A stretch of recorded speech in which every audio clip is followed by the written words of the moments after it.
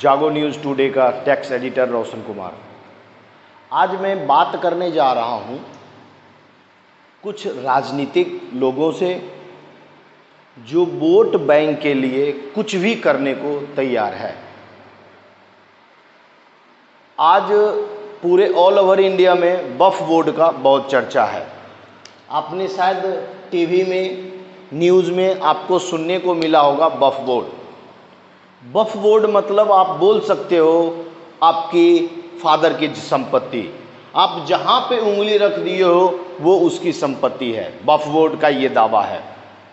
वक्फ board का देखो कार्य क्या होता है। वक्फ बोर्ड का कार्य ये होता है कि मुस्लिम लोग अपने धर्म के लिए जो ज़मीन दान में दिए हैं, चाहे राजा हो महाराजा हो, वो कभी भी उसके ऊपर कब्जा कर सकता है। आज से पहले कोई भी मुस्लिम धर्मगुरु हो या मुस्लिम टीचर हो, कोई भी वक्फ बोर्ड के बारे में नहीं पढ़ाया होगा, लेकिन आरएसएस के बारे में सभी टीचर पढ़ाते हैं। आरएसएस के बारे में आप जाने होंगे, अरे जहां दंगा होता है वहां पे आरएसएस होता है। आप ये नहीं जानते हैं जहां पे हिंदुओं के साथ अन्याय होता है वहां पे आरएसएस न्याय करने आता है। आप ये शायद ये बात नहीं जानते होंगे, बट आपको ये पता जरूर होगा कि कोई मुस्लिम युवक कोई गाय को काटता हुआ पकड़ा गया, उसको आरएसएस वालों ने पीट के मार दिया या बजरंग दल वालों ने पीट के मार दिया। आप ये न्यूज़ जरूर सुने होंगे, बट वक्फ बोर्ड के बारे में ये नहीं सुने होंगे कि तमिलनाडु जैसे राज्य में वक्फ बोर्ड वाले ने एक पूरे गांव के ऊपर यह दावा किया था कि ये पूरा गांव का संपत्ति वक्फ बोर्ड की संपत्ति है। वक्फ की संपत्ति वहाँ पे जो तमिलनाडु में जिस गांव को खाली करवाया गया था, वहाँ का मंदिर 1500 साल पहले थी। 1500 साल पहले मंदिर को उन्होंने वक्फ की संपत्ति घोषित कर दिया। क्या कोई न्यूज़ रिपोर्टर इसमें जगा? क्या नहीं जगा। कोई न्यूज़ रिपोर्टर आज तक ये दिखाया क्या कि तमिलनाडु में कैसे हिंदुओं के साथ दुर्व्यवहार किया गया और उसको गांव से खाली करवा दिया गया? नहीं। क्यों? क्योंकि भाई वो मुस्लिम है, वो छोटी कम्युनिटी, हम लोग उसको दबा के रख सकते हैं। मुस्लिम कम्युनिटी का कहना क्या है, हिंदू लोग मुस्लिम को दबा के रखते हैं। अरे भैया, मैं ईसाई को क्यों नहीं दबाता हूं? अदर कम्युनिटी जितना है, जैनिज्म है, बुद्धिज्म है, सारे रिलीजन के लोग हैं, किसी को तो नहीं दबाया जा रहा था। हिंदू के ऊपर सबसे ज़्यादा जो उपकार है वो सरदारों का है। मुस्लिम काल से ही, मुगल एम्पायर में ही सरदारों ने हिंदुओं के औरतों को मुस्लिम से बचाया करते थे, इज्जत लूटने से, औरंगजेब के जाल से बचाया करते थे। मैंने तो कभी उनके बारे में बुराई नहीं किया, मैंने तो कभी उसको दबाने की कोशिश नहीं किया। लेकिन राहुल गांधी, आज से राहुल गांधी 1-2 साल से उनका नाम पॉलिटिक्स में थोड़ा ज़्यादा आने लगा। भारत जोड़ो यात्रा में राहुल गांधी की मेहनत देखने को मिला, लेकिन वो ये भूल जाते हैं कि मेरे दादा दादी का जो किया हुआ गलती कार्य है उसको सुधारने की कोशिश करें। जैसे वक्फ बोर्ड का जो पावर है, सारे मुस्लिम कंट्री ने उसको डिबोलिश कर दिया, उस एक्ट को, वक्फ बोर्ड एक्ट को। लेकिन इंडिया में वक्फ बोर्ड एक्ट रहेगा। जो हिंदू उसके तरफ, अरे हिंदू की आबादी सबसे ज़्यादा इंडिया में, और उसके तरफ हाथ करोगे तुम्हारे हाथ काट दी जाएगी। जैसे धारा 370 के ऊपर महबूबा मुफ्ती का बयान था, जो 370 धारा को छेड़ने की कोशिश करेगा उसका हाथ काट दी जाएगी। अब्दुल्ला फारूक का ये बयान था। क्या कोई हिंदू, चाहे बजरंग दल का हो, आरएसएस का हो, या कोई न्यूज़ रिपोर्टर हो, तुम्हारे आत्माओं या कुछ खून में उबाल नाम की चीज़ है तो थोड़ा वक्फ बोर्ड का तुम विरोध करके दिखाओ। अरे तुम भूल रहे हो, आज से पहले, कुछ दिन पहले शाहरुख खान के बेटे को ड्रग्स केस में अंदर किया गया था। कितने देर तक अंदर रख पाया? जवान मूवी में उसने सिद्ध कर दिया कि बेटे से पहले बाप से बात करो। ये है पावर मुस्लिमों का। ये हिंदू अभी नहीं समझेंगे। अरे बांग्लादेश की कारनामा को देख के भी अगर जो आप नहीं जग पा रहे हो तो आप हिंदुत्व नाम का कोई चीज़ नहीं। आप हिंदुत्व छोड़ के इससे तो अच्छा मुस्लिम ही पकड़ लो, ईसाई ही पकड़ लो। कम से कम सरदार जी अपने धर्म के प्रति ईमानदार तो होते हैं, डेली लंगर तो बांटते हैं, तुम्हारे जैसे कुत्ते बिल्ली कीड़े की तरह रेंगते तो नहीं रहते हैं। कि एक दल अभी बिहार में नया एक नेता उभरे हैं, वो भी मुस्लिमों को ही लेके चल रहे हैं। अरे भाई हम लोग हिंदू सुसाइड कर लिए हैं क्या? हम लोग हिंदू गरीब नहीं हैं, हम लोग हिंदू को दबाया नहीं जा रहा है। आप तमिलनाडु में क्यों नहीं गया? वक्फ बोर्ड वाले ने जब खाली करवा दिया उस गांव को।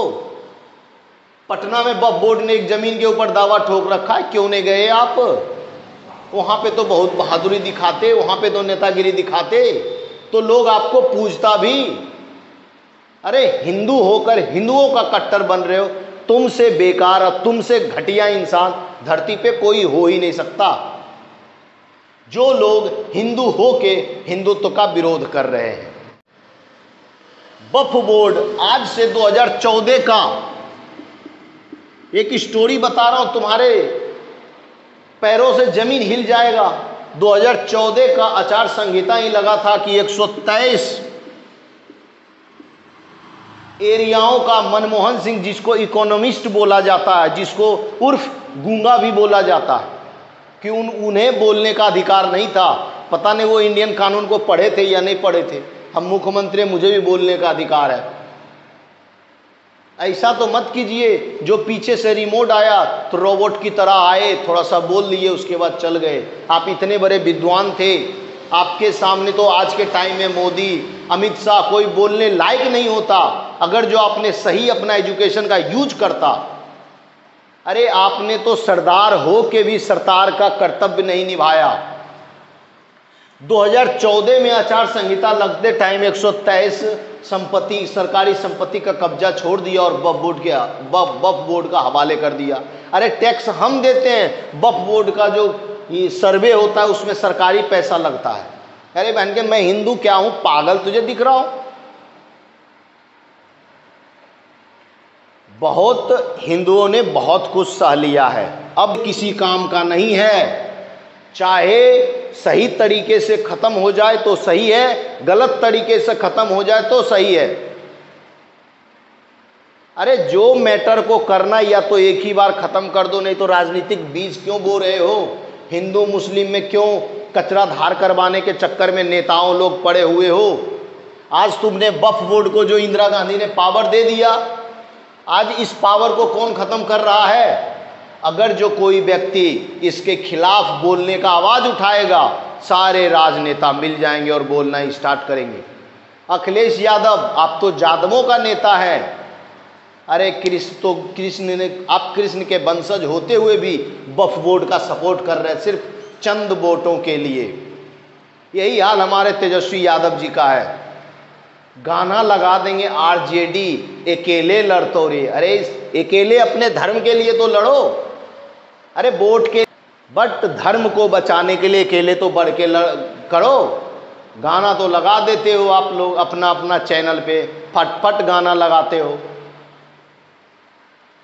अरे समाज अहिर हो, राजपूत हो, बाभन हो, भूमियार हो, क्षत्रिय हो, कोई भी हो, जाट हो, गुजर हो, कोई भी हो, अरे आपकी जात आपके लिए सलामत, लेकिन आप एक हिंदू हो, इसको जब तक आप नहीं जगाओगे, अभी तो वक्फ बोर्ड आया है, बिहान औरत बोर्ड आएगा, आपके माँ बहन के ऊपर कब्जा करेगा, तब आप वक्फ बोर्ड का इंतजार करना, उस टाइम औरत बोर्ड का इंतजार करना। जैसे बांग्लादेश में देख रहे हो, जाओ बांग्लादेश में बोल के दिखाओ, एक एक हिंदू को काट दिया। कौन राजनेता बोला, कौन मुस्लिम नेता ने ये बोला कि गलत बोला जा रहा है, गलत किया जा रहा है हिंदुओं के साथ?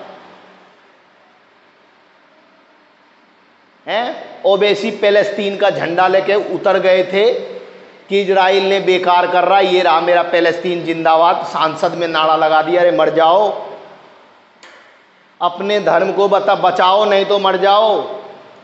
राम कृष्ण कौन बोले हैं कि धर्म के लिए युद्ध नहीं होता है? कृष्ण बोला है धर्म के लिए युद्ध नहीं होता है। कहाँ है? तुम बोलते हो मैं अपने आप के जादव हूँ, कृष्ण का वंशज हूँ। कृष्ण ने क्या बोला है? धर्म के लिए युद्ध करो। क्यों नहीं युद्ध कर रहे हो? तुम तो वोट के लिए युद्ध को भी बेच रहे हो। युद्ध करना सभी चीज का सॉल्यूशन नहीं है, बट अपने अधिकार को भी छोड़ना ये भी जायज नहीं है। आज आप किसी को सीट पे एक जगह बैठने के लिए दो, वो लेट जाएगा, आपको खड़ा कर देगा। यही हाल है ये सब बोर्डों का। हम मुस्लिम का विरोध नहीं कर रहे हैं, लेकिन मैं मुस्लिम का सपोर्ट भी नहीं करता हूं। खान सर तो दुनिया भर के ज्ञान देते हैं, कभी बोर्ड के बारे में पढ़ाए? नहीं पढ़ाए। आरएसएस के बारे में पढ़ाए? नहीं पढ़ाए। कौन टीचर पढ़ाया आपको इसके बारे में? क्यों? क्योंकि उनको पता है कैसे रोटी सेकी जाती है। अगर जो मुस्लिम कम्युनिटी दबाव में होता तो खान सर जैसे टीचर थोड़ी आगे निकल जाता है। उसको दबा नहीं देते सब मिलके हिंदू। कौन सा वो 15 फीट का आदमी है, 4.5 फीट 5 फीट का आदमी है, उसको दबाना कोई बड़ी बात है? हिंदू में, हिंदू के पास ये चीज होता है, वो अपने साथ साथ सभी को साथ लेके चलता। लेकिन मुस्लिम के अंदर ये चीज नहीं होती है, वो सबके साथ नहीं चलता, वो सिर्फ अपने कम्युनिटी को लेके चलता है। तुम लोग को काफिर समझते हैं मुस्लिम, क्योंकि जो मुस्लिम कबूल किया वो ठीक है, जो मुस्लिम नहीं है वो काफिर है, मर जाओ। तुम ये बोलने के लिए तैयार हो जो हिंदू है वो इंडियन है, जो हिंदू नहीं वो काफिर है, भागो यहां से। बोलोगे कोई हिंदू है जिसके अंदर ये खून होगा, ये जज्बा होगा, ये चीज बोल सकता है, लेकिन नहीं बोलोगे। इस वीडियो के ज्यादा से ज्यादा शेयर करो और हिंदू के कम्युनिटी में भेजो। अगर जो 1% भी हिंदू जग गया तो सोचूंगा जिंदगी जी लिया, नहीं तो मरे हुए तो सभी हैं।